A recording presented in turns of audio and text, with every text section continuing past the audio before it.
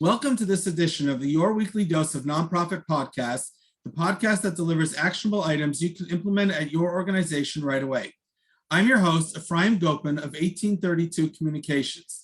Today, I'm really happy to have with us a nonprofit and fundraising authority, Claire Axelrad. Claire, how are you doing today? I'm doing great. Thank you for inviting me. My pleasure. Let's introduce you to our listeners, watchers, and readers.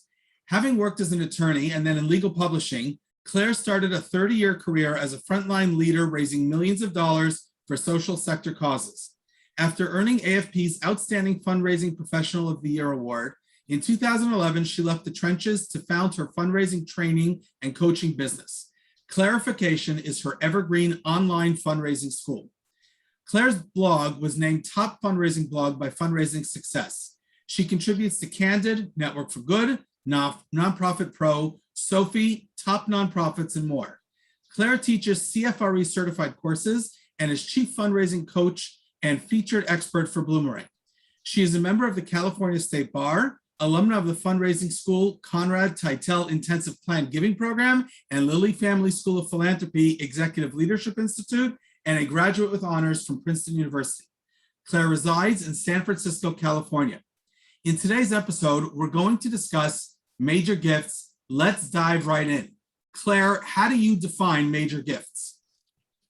Someone who makes a major gift, I define as someone who has some real skin in the game. They don't give casually, they don't give just habitually, they give thoughtfully and passionately, and they care a lot about their investment. They want to know about its impact.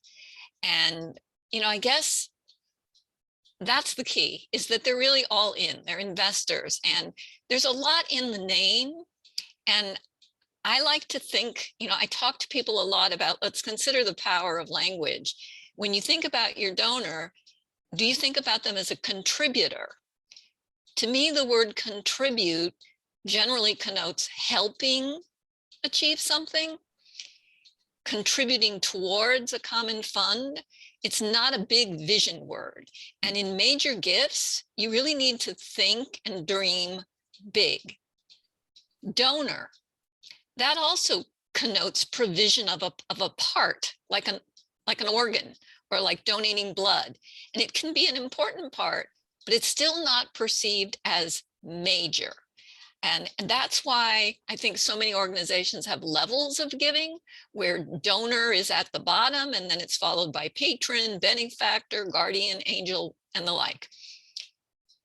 Then there's supporter, which also is kind of a lower rung word. Supporters help, but they don't make it happen.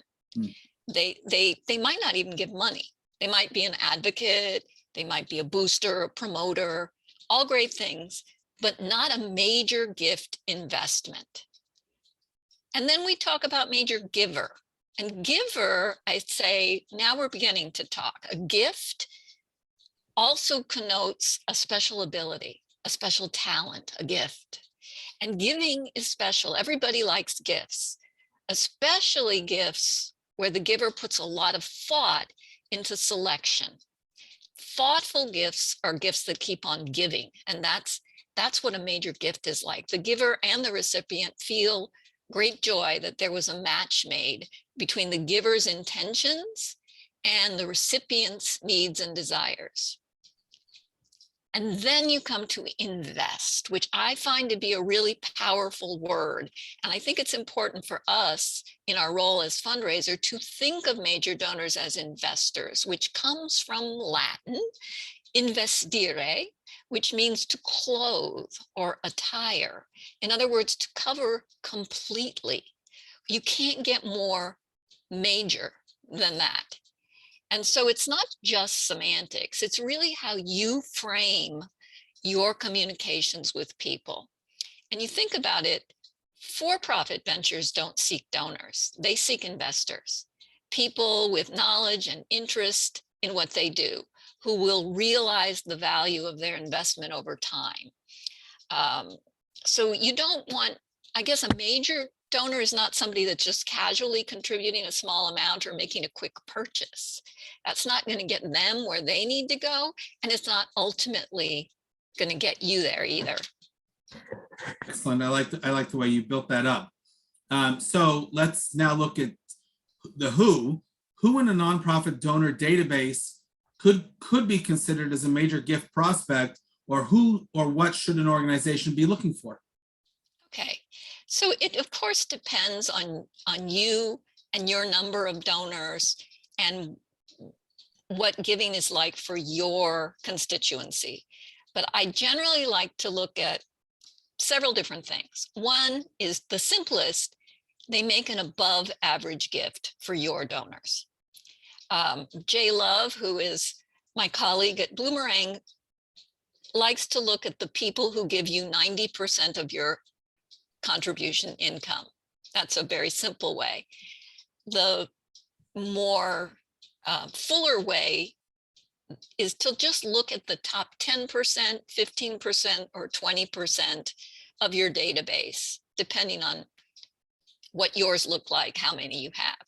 And so like the first step would be to just identify the top 10% of your annual individual donors, maybe over an 18 to 24 month period, and include people who give from family foundations and donor advised funds, not private foundations where you have to submit a grant proposal. So you're looking for people it makes sense to cultivate, and you want to look at their cumulative giving over the period, not single gifts. So a $100 monthly donor would be a $1,200 donor. And you want to kind of see what patterns you're detecting. So like, what is the range of top donor gifts?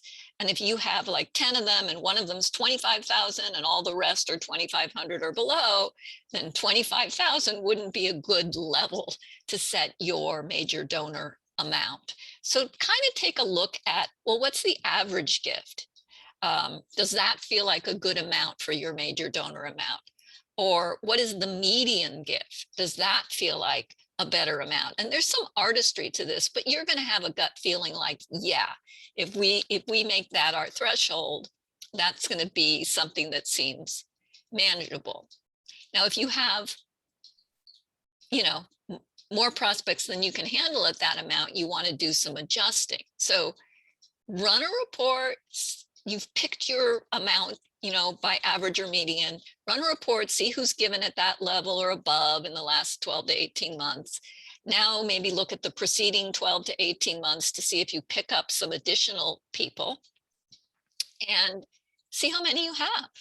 And if the amount that you've selected is manageable for you, knowing that in general rule, you've probably heard a major gift officer who does nothing else can handle a portfolio of about 150 people.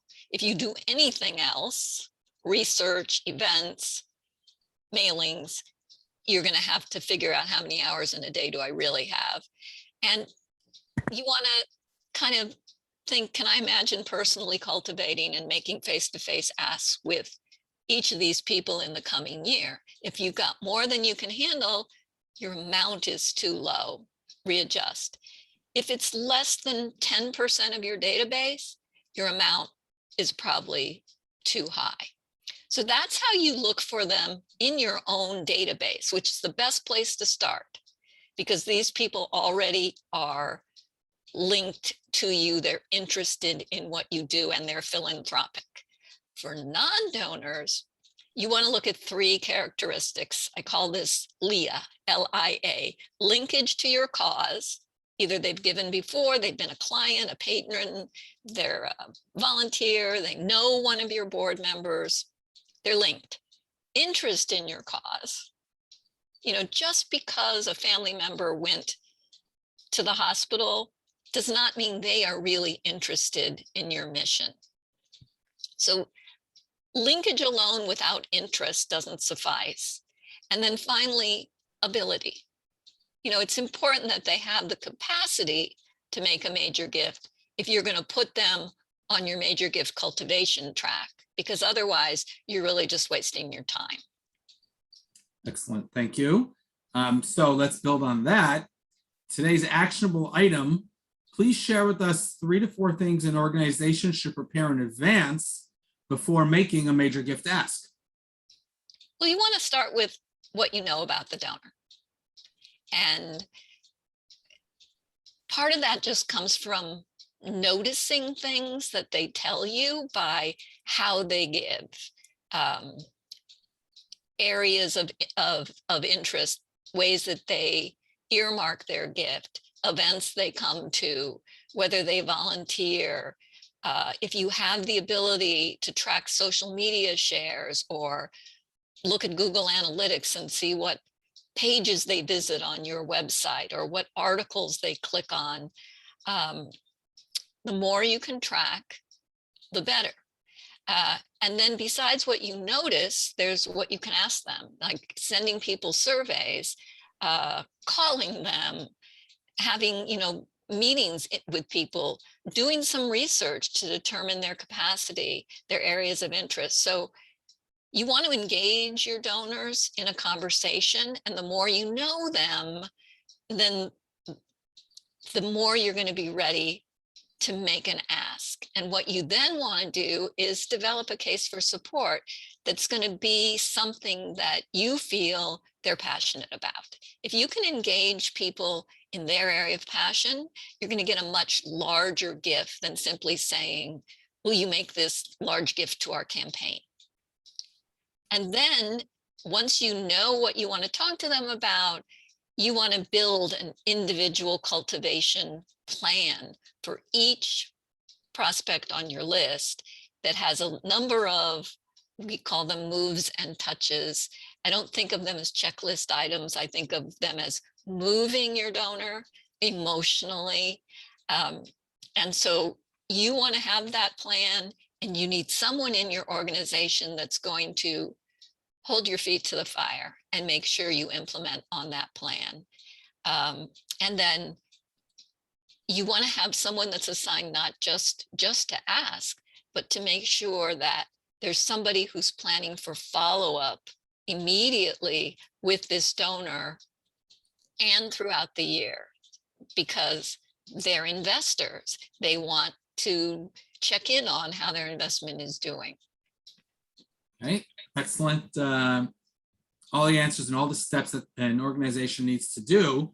So let's get to the next step. Here's something many fundraisers struggle with. How should they ask for a major gift? I would say the number one thing is to ask joyfully, to ask passionately with your own skin in the game. We're really trying to uplift donors. We don't want to go to them and say what I hear so many volunteers say, which is, I'm here to hit you up for your gift this year. Or they say to me, I'm going to go twist his arm. And that's painful. That brings people down. That is not uplifting. So the other thing is that, I talk to a lot of board members, and they tell me that they don't want to make the ask, that it feels like they're imposing something. And I say, well, what do you do when you discover a great new restaurant or a new book or a new movie? What do you do? And then they say, well, I tell my friends. And then I'd say, like, well, do you love this nonprofit? Yes. And why are you being so stingy about it? So I guess, the main thing is to, before you ask, kind of get in touch with your own passion and make sure that you have made a passionate gift for you too. You really have to get religion to preach religion. That's the passion. And then you have to walk the talk. There's a reason we have all these adages. So, if you're not willing to do it, why should someone join you in doing it? And then I guess the other thing, before you make an ask, know what you're going to ask for. Have a specific amount in mind, and perhaps a specific project if you know what the donor is passionate about, because you don't want to make the prospect guess how much would be the right amount to give. They don't want to look like a chump and give you too much, and they don't want to look stingy and give you too little. So give them a ballpark so that they really have an idea. And then I guess the one other thing that I think people don't think about is who should be making this ask? And generally it should be the person who the donor will perceive as a VIP, the most important person, the most authoritative person. But also the asker should be someone that the donor will perceive as friendly, likable. Maybe they already have a relationship with this person. And sometimes a single asker embodies both those characteristics, but not always. And it's very wonderful to have two people make the ask together, where one person is providing the role of, I'm the authority, I can answer all your questions, and the other is providing more of the, I'm the testifier to my own passion. I can tell you this is a great organization, provides this social proof that people need to feel comfortable, like the Yelp seal of approval. And often that's the board member who does that, and they don't actually have to make the ask. And that helps them feel a lot more comfortable. Excellent. On your website, clarification.com, you write a lot about donor retention. So we've made an ask, we've got a donor. What are some of the best strategies for keeping donors of all gift sizes giving year after year? That's something I could kind of go on for days. It's kind of a whole topic unto itself. But I guess one of the things that I would say is, in all of your connecting with and conversations with donors, to really lead from an attitude of gratitude. And we tend to unconsciously lead from an attitude of greed. How much can I get? And then, oh boy, I got that. And then we send this perfunctory thank you. And then we kind of warehouse them in our database and move on to the next person. So I really like to think about each donor, and even journal. Like, we know there's a lot of benefits from gratitude journaling. You can keep a donor gratitude journal and, spend 5 minutes a day, whoever you were last interacting with, to just journal, like, what am I grateful to this person for? And it's usually more specific than they gave me money. And then when you've done that, it's easier to reflect that back in your thank you letter, but also in staying in touch with them. Like, just something that you noticed about them, or that you really care about them, and just kind of keep that going. I mean, of course, I write a lot about your thank you has to be prompt, it has to be personal, it has to be powerfully indicative of the purpose of the gift and the impact that it's going to make.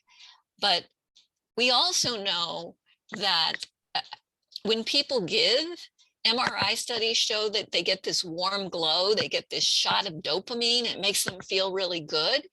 But other studies show that gratitude evaporates, that warm glow evaporates really quickly.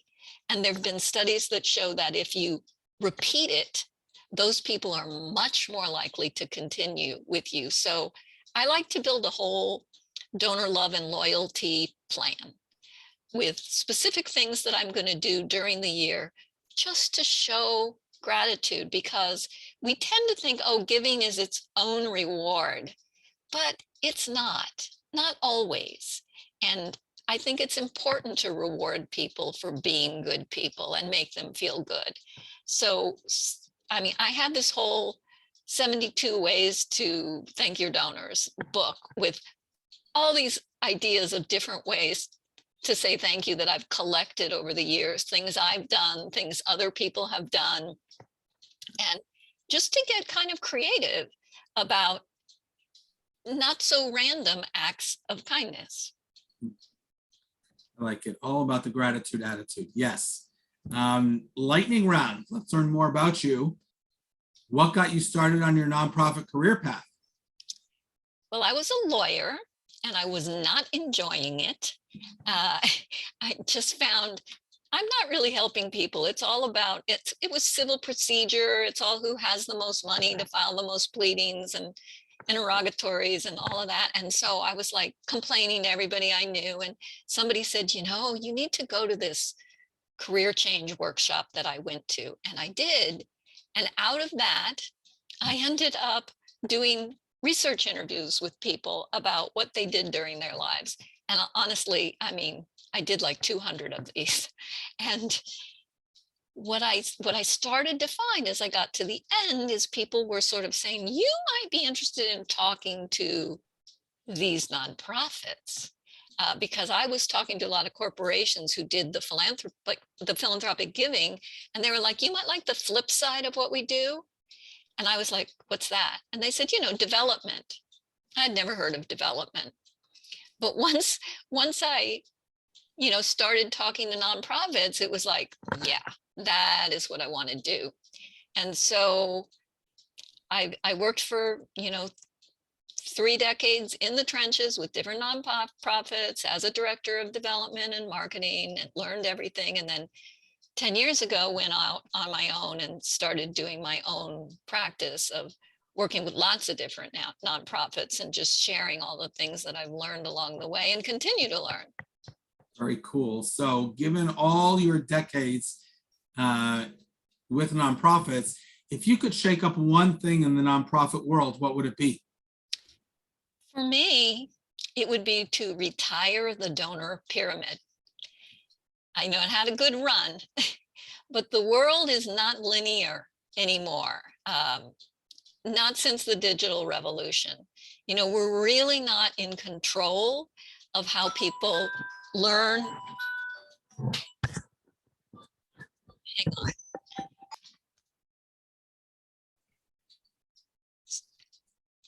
People, some research shows, are about 2/3 along the pathway towards forming an opinion about what our nonprofits do before we even know they exist. So all of marketing used to be outbound push marketing. And I kind of think of that as like pushing people up this donor pyramid or up this ladder. And we have to do a lot more inbound, a lot more pulling. And I think of it as being like a magnetic force. And so I've written about reframing the donor journey as more of a swirling energy vortex, and people like get swept into it, and sometimes they get swept back out, and they're in and out, and they come towards the center as the energy kind of pulls them there. And so I really like to think about all of the ways that people engage with us. And, you know, those might be social media, they might be volunteering, they might be as a client. There's so many directions and paths that people can take to get to us. And it's not static. It's not like they're in the middle and get stuck there, or they're in the top and that's the pinnacle and now we're done, or that they lapsed and now they're gone. You know, it's really like you come in and out over your life cycle. Sometimes you're in a giving mode, sometimes you're in a receiving mode. And so I think we get really rigid when we think about this pyramid, that we have to move people up, and the people at the bottom are not as important as the people at the top. They're all important, and the people at what you would have thought in the past were the bottom are the people who are actively sharing you on social media and bringing you lots of people. And they might be $100 donor themselves, but they did a do-it-yourself birthday peer-to-peer campaign online, and they brought in 10 more $100 donors. So we just have to think of people, I think, a little more expansively. Okay. Favorite and least favorite part of coaching and training? My favorite part is I really love listening to people to kind of discover what their real challenge is. They always know that better than me. They just hadn't been able to articulate it or admit it. And, you know, a lot of times people come to me with something that their boss told them to, like, why don't you get a consultant or a coach to talk about that? But that's not really where they are.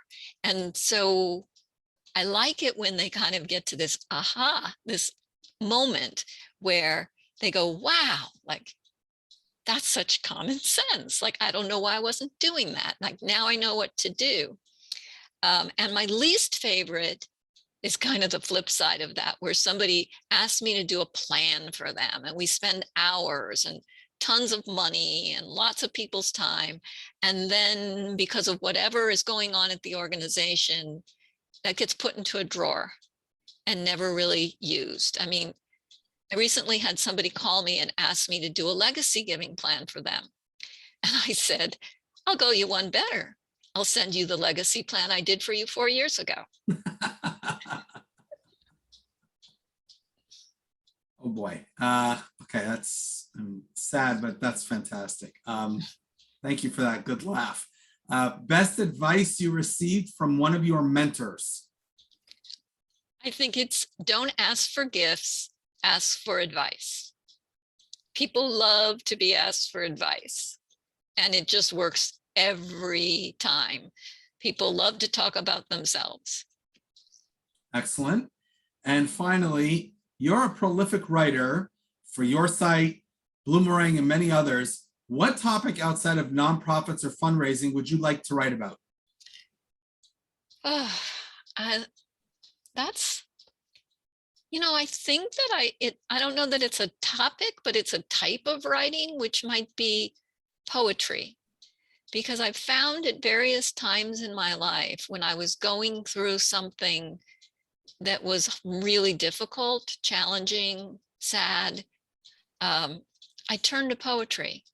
And it's just a way of expressing my authentic self that just comes from the heart, the belly, as opposed to from my brain. I do a lot of cerebral thinking, and I think poetry is really helpful. I found myself writing a lot of poetry over the past 5 years, just in response to all the craziness going on in our world.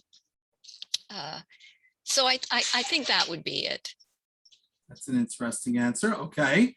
Lastly, we will turn the tables. You get to ask me one question that I have no idea what's coming. Go ahead. Okay, Ephraim. What legacy would you like to leave the world? My 3 kids. My 3 kids.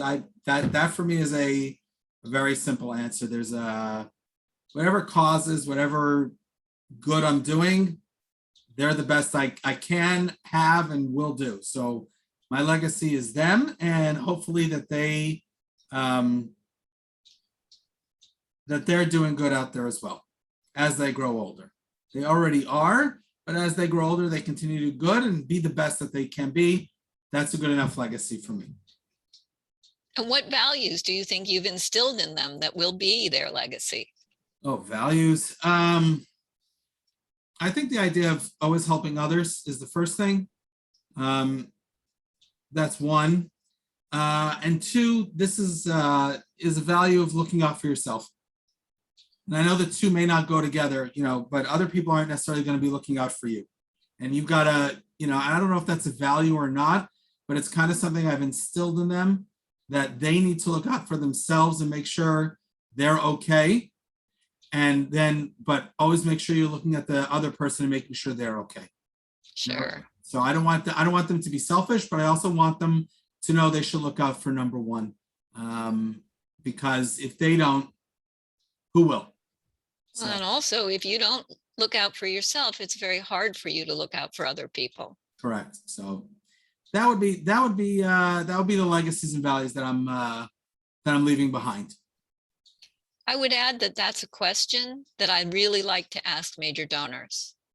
What would you like your legacy to be? And not just if I'm asking for a legacy gift, but any gift, because it does get us into a values conversation.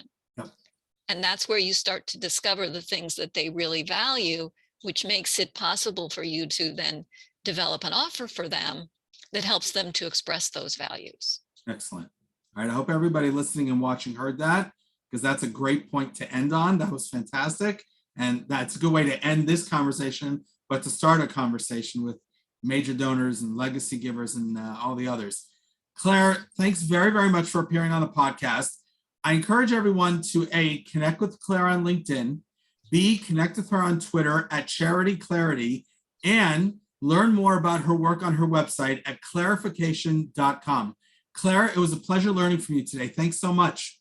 Thank you. Have a good day. You too.